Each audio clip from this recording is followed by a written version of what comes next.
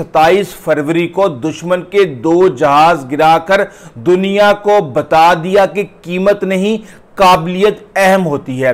DRDO का कहना है कि यह हथियार ना सिर्फ ड्रोन्स बल्कि छोटे मिसाइलों और हेलीकॉप्टरों को भी निशाना बनाने की सलाहियत रखता है। चीनी फौज का silent hunter laser system 4 kilometre तक के अहदाफ को खामोशी से तबाह कर सकता है। इसराइल ने सबूत फराहम किए हैं। इसराइल ने एक आयरन बीन बनाई है जो कि एंटी रॉकेट और एंटी ड्रोन रेजर जो आयरन डूम सिस्टम है उसका डिफेंस उसका हिस्सा बनेगा। अमेरिका अब 300 किलोवाट तक के हथियार बना रहा है जो मिसाइल, हेलीकॉप्टर्स और हत्ता के सैटेलाइट को भी निशाना बना सकते हैं। क्या भारत का यह कदम इसे सुपर पावर्स की सफ में शामिल कर सकता है और क्या पाकिस्तान को जल्द अज जल्द ये हथियार बना लेना चाहिए? बिस्मिल्लाहिर्रहमानिर्रहीम, अस्सलाम वालेकुम नाज़रीन, उम्मीद है आप सब लोग खैरियत से होंगे। इस वक्त टेक्नोलॉजी इंसान की ज़िंदगी को ऐसे बदल रही है जैसे सूरज रात को दिन में बदलता है। सस्ते हथियार, सस्ती एनर्जी, सस्ती टेक्नोलॉजी और दुनिया में सर्वाइव वही करेगा जो स्मार्ट वर्क करेगा और जो जदीद तकाज़ों के मुताबिक अपने आप को चेंज नहीं करेगा वो साइकिल का मैकेनिक बन के रह जाएगा। इस वक्त इतनी तेज़ी से चीज़ें चल रही हैं कि सदियों का सफ़र लम्हों में तय हो रहा है और कोई सोच भी नहीं सकता था कि किस तरीके से चैट जीपीटी आपके घंटों की रिसर्च वर्क को मिनटों में तब्दील कर देगा।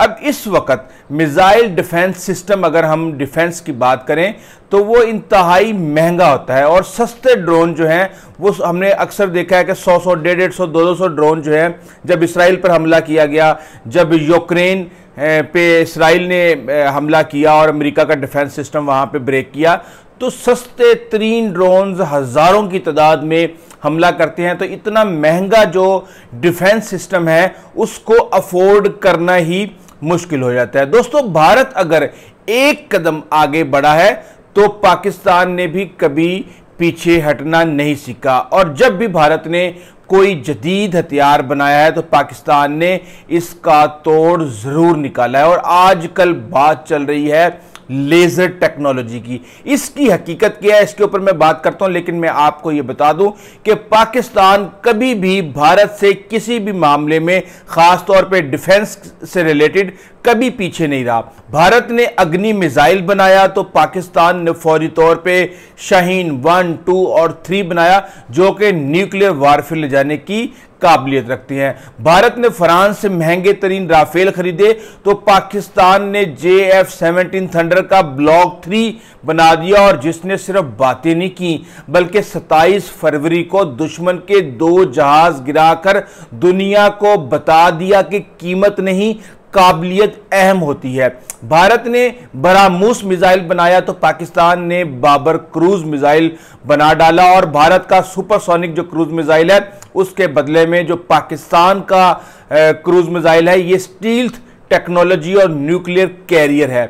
बाबर ने मैदान में वो काम किया जो भारत सिर्फ दावों में कर सकता है। भारत ने सर्जिकल स्ट्राइक का दावा किया, कोई सबूत ना दिया।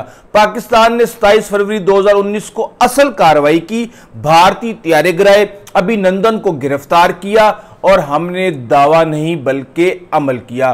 तो दोस्तों, पाकिस्तान ने हर वो टेक्नोलॉजी, हर वो दफाई हथियार, हर वो कदम जो भारत ने उठाया पाकिस्तान ने भी उठाया, लेकिन फर्क सिर्फ इतना है कि हम शोर कम मचाते हैं मगर जवाब जोरदार देते हैं। लेकिन अब लेजर हथियार की गूंज है। क्या आपने कभी ऐसा हथियार सोचा है जो सिर्फ रोशनी से दुश्मन के ड्रोन्स, उसके मिसाइल, हत्ता के सैटेलाइट तक को तबाह कर सकता है?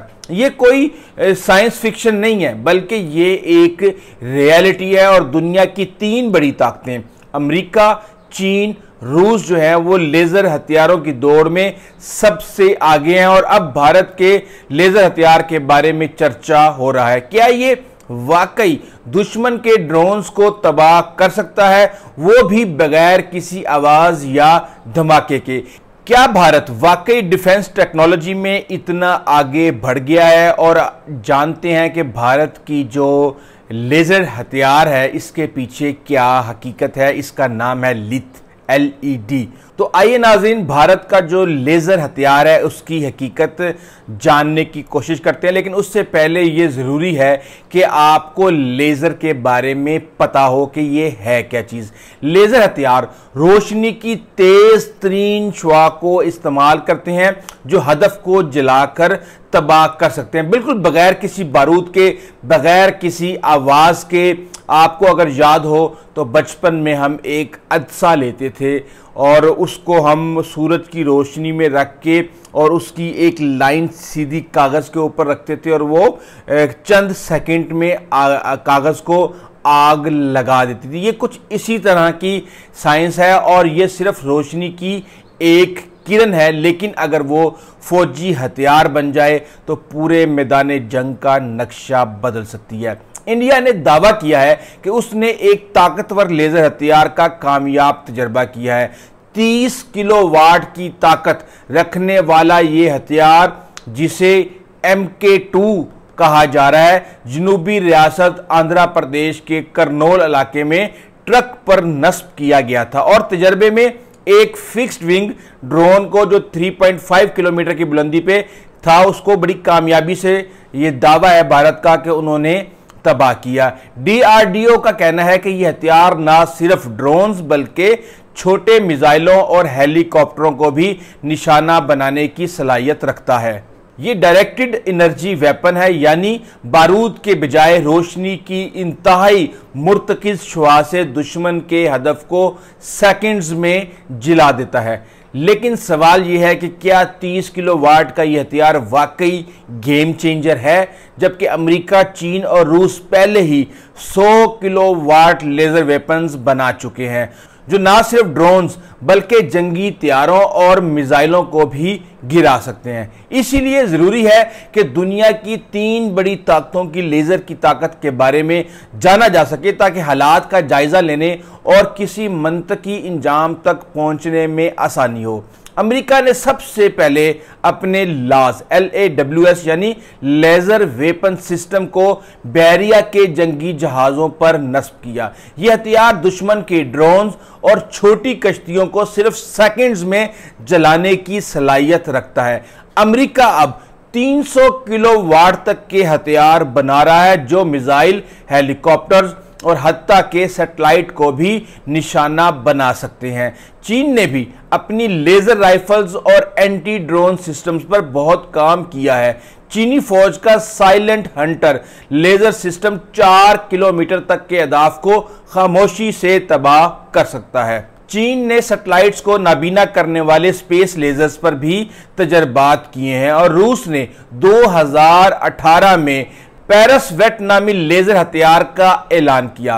पुतिन ने दावा किया कि यह हथियार दुश्मन के सैटेलाइट को अंधा कर सकता है। रूस ने इस टेक्नोलॉजी पे काफी राजदारी रखी हुई है, लेकिन माहिरीन कहते हैं कि रूस खला में जंग के लिए भी तैयारी कर रहा है, जबकि इसने यूक्रेन के अंदर भी लेजर हथियार इस्तेमाल करने का दावा किया था, जिस पर बहुत ज्यादा यूक्रेन की तरफ से मजाक उड़ाया गया था और इस दावे को साबित करने के लिए कोई भी सबूत फराहम नहीं किया गया था। इसराइल ने सबूत फराहम किए हैं। इसराइल ने एक आयरन बीन बनाई है जो कि एंटी रॉकेट और एंटी ड्रोन रेजर जो आयरन डूम सिस्टम है उसका डिफेंस उसका हिस्सा बनेगा। ये ड्रोन्स, तोप और रॉकेट हमलों को रोक सकता है और हर बार इसके इस्तेमाल पर महज $3.5 की लागत आएगी। ये साइंस फिक्शन जैसा लगता है मगर ये एक हकीकत है और ये $3.5 की जो कहानी है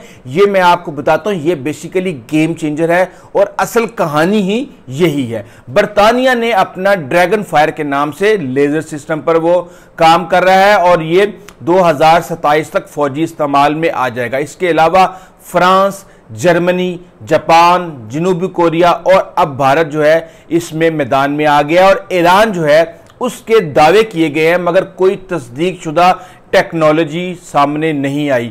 ईरान ने हालिया बरसों में ही अभी चंद हफ्तों पहले ही लेजर हथियारों की टेक्नोलॉजी में नुमाया पेशरफ्त के ऊपर एक खबर दी थी और ईरान ने एक 3 किलोवाट ताकत का लेजर सिस्टम तैयार किया है जो 1 किलोमीटर की दूरी पर छोटे ड्रोन्स को तबाह करने की सलाहियत रखता है। यह सिस्टम 5 किलोमीटर की दूरी तक नेविगेशन सिस्टम्स को नुकसान पहुंचा सकता है और इस वक्त ईरान एक 5 किलोवाट लेजर सिस्टम की तैयारी पर काम कर रहा है जो मजीद ताकतवर और दूर तक मौसर होगा। ईरान की फौज ने समाना तखरीब लेजर के नाम से एक सिस्टम मुतारिफ कराया है जो 1 किलोमीटर की दूरी पर जो है ड्रोन्स को तबाह करने की सलाहियत रखता है और लेजर गाइडेड मिसाइल सिस्टम में भी इस्तेमाल किया जा सकता है। ईरान के वजीर दिफा ने तस्दीक की है कि ईरान ने लेजर हथियारों की टेक्नोलॉजी हासिल कर ली है और इस पर मजीद काम जारी है और इसके ऊपर मजीद जो है उन्होंने मालूमात फराहम नहीं की, वो वक्त के साथ साथ की जाएंगी। और अब पाकिस्तान जो है वो लेजर टेक्नोलॉजी पर तहकीक जारी है। अभी तक तो हमें ये बताया गया है कि बाल उड़ाने वाली लेजर टेक्नोलॉजी के ऊपर हम काम कर रहे हैं, मगर कोई फौजी तजर्बा अभी तक हमारे सामने नहीं आया। लेकिन मेरे इंट्रो का मकसद सिर्फ यही था कि जो भारत ने बना लिया वो पाकिस्तान ने नहीं बनाया, ये नहीं हो सकता, ये बनेगा ही बनेगा और बहुत जल्द आपको कोई ना कोई पाकिस्तान का लेजर हथियार का तजर्बा सामने आएगा और बहुत जल्द आपको हम खुशखबरी देंगे। लेकिन अब भारत ने कर दिया है तो फिर हम पे भी लाजिम है। अब बात सीधी सी है, अमेरिका मैदान में सबसे आगे है, चीन स्मार्ट और साइलेंट है, जबकि रूस राजदारी में मौलिक तजर्बे कर रहा है। ये लेजर हथियार मुस्तकबिल में रवायती जंगी टेक्नोलॉजी को बदल कर रख सकते हैं, मगर कैसे, आपको ये बात समझने की जरूरत है। क्या आप ये समझते हैं कि लेजर हथियार मिसाइलों और टैंकों की जगह ले लेंगे? दिफाई माहिरीन इस हवाले से कहते हैं कि इंडिया का ये तजर्बा एक इब्तदाई मुजाहिरा है, इसे हकीकत में मैदान जंग तक लाने के लिए कई साल मजीद तहकीक और टेस्टिंग दरकार होगी। डीआरडी के सरबराह का कहना है कि मुस्तकबिल में यह हथियार जंगी तैयारों, बहरी जहाजों और मोबाइल यूनिट्स पर भी नस्ब किया जा सकेगा, लेकिन फिलहाल यह सिर्फ एक आगाज है। क्या इंडिया वाकई जदीद लेजर टेक्नोलॉजी में बड़ी ताकतों के करीब पहुंच रहा है या यह सिर्फ एक सियासी दावा है? लेजर हथियारों का सबसे बड़ा फायदा यह है कि यह खामोश होते हैं, इनमें बारूद की जरूरत नहीं और दुश्मन को खबर भी नहीं होती कि हमला कहां से हुआ। ये हथियार दुश्मन के ड्रोन्स, मिसाइलों और यहां तक के छोटे हथियारों को निशाना बनाने के लिए बेहतरीन है। अगर बात की जाए कि यह हथियार कामयाब होगा, फिलहाल ये हथियार टेस्टिंग मरहले में है और कामयाब तजर्बे के बाद इसे फौज में शामिल किया जाएगा। अगर ये मंसूबा कामयाब रहा तो यह भारत की डिफेंस टेक्नोलॉजी में एक इनकलाबी कदम होगा। यह हथियार स्टार वार्स की जो फिल्म है उस जैसा नहीं है जहां पे आप बुरे लोगों को लेजर गन दिखाते हैं और बटन दबाते हैं और वो तबाह हो जाते हैं। देखिए, ये माइक्रोवेव ओवन की तरह है। अगर आप किसी माया यानी किसी पानी वगैरह को उबालना चाहते हैं तो इसके लिए वक्त दरकार होगा। लेजर हथियार भी इसी तरह काम करता है, इसे हदफ पर रखना होगा और इंतजार करना होगा कि कब इसमें गरमाइश पैदा हो और ये फट पड़े। जबकि लेजर टेक्नोलॉजी एक वक्त में सिर्फ एक हदफ पर रखी जा सकती है, जबकि मिसाइल दिफाई निजाम एक वक्त में मुतअद्दिद हदाफ को ताकुब कर सकता है। अब आप दुश्मन के हदफ को निशाना बनाए बैठे हैं और एकदम से बादल आ जाएं तो ये ठुस हो जाएगा, क्योंकि खराब मौसम में लेजर हथियार की कारकर्दगी मुतासिर हो सकती है, क्योंकि वो बारिश या बर्फ में काम नहीं करते, जबकि लेजर बादलों में से नहीं गुजर सकते। और कई तज्जियाकारों का कहना है कि इसराइल की आयरन बीम अहम है, क्योंकि ये पैसों की बचत का तरीका है। अब आप ये देखें कि रात के टाइम अगर इसराइल के ऊपर हमला हो जाए तो इसकी ये लेजर बीम यहां पे काम नहीं करेगी, वहां पे फिर अल्टरनेटिव काम करेगा। इसराइल की जो महंगी आयरन डोम मिसाइल टेक्नोलॉजी को इस तरह बनाया गया कि ये बड़े शहरों को आने वाले मिसाइलों से बचा सकती है, ना कि तोप हमलों या ड्रोन से। और जंग का पासा ये इस तरीके से पलटेगी कि आज की जंगों में हजारों ड्रोन इस्तेमाल हो रहे हैं। लेजर हथियार इन्हें सस्ते, खामोश और पलक झपकते में तबाह कर सकते हैं। और मिसाइल डिफेंस सिस्टम का जो इनकलाब है, महंगे एंटी मिसाइल सिस्टम की जगह लेजर एक सस्ता, बार बार इस्तेमाल होने वाला ऑप्शन होगा। और जो साइबर लेजर वारफेयर है मुस्तकबिल में जो जंगें साइबर स्पेस और लेजर पर होंगी और रवायती तोप और बंदूकों का दौर जो है वो खत्म हो सकता है। तो इस हवाले से बीबीसी से भी काफी इंफॉर्मेशन मिली है और वहां पे ये बताया गया है कि वसाइल की जंग है। दरअसल जो लेजर है ये वसाइल की जंग है, इसलिए आप अपने अखराजात बचाने के लिए जो भी करें वो कारआमद साबित होता है। तवानाई के हथियार अखराजात कम रखने में काम आते हैं, लेकिन ये कोई इनकलाब नहीं ला सकते। ऑस्ट्रेलिया के रिटायर्ड मेजर जनरल मिक राइन ने अखबार वाशिंगटन पोस्ट को बताया कि रूस ये लेजर मैदान जंग में यूक्रेन फौजियों को अंधा करने के लिए इस्तेमाल कर सकता है। और ख्याल रहे कि 1995 के अक़वाम मुत्तहिदा के प्रोटोकॉल के तहत इस पर पाबंदी आयद है। इन असूल के तहत कोई भी ऐसा हथियार इस्तेमाल नहीं किया जा सकता जो बिला इम्तियाज नुकसान पहुंचाए, यानी कि सिविलियन फौजी हर तरह बस वो तबाही मचा दे, इस तरह का हथियार इस्तेमाल नहीं कर सकता। और इस प्रोटोकॉल पे रूस, अमेरिका, बरतानिया और दीगर के दस्तखत मौजूद है। तो दोस्तों, क्या आप समझते हैं कि लेजर हथियार मुस्तकबिल की जंगों का असल चेहरा है? क्या भारत का यह कदम इसे सुपर पावर्स की सफ में शामिल कर सकता है? और क्या पाकिस्तान को जल्द अज जल्द ये हथियार बना लेना चाहिए? कमेंट्स में अपनी राय जरूर दीजिएगा और वीडियो को लाइक करें, चैनल को सब्सक्राइब करें और बेल आइकॉन दबा दें ताकि नई वीडियोस आप तक सबसे पहले पहुंचें। अल्लाह हाफिज और अगली वीडियो तक अपना ख्याल रखिएगा।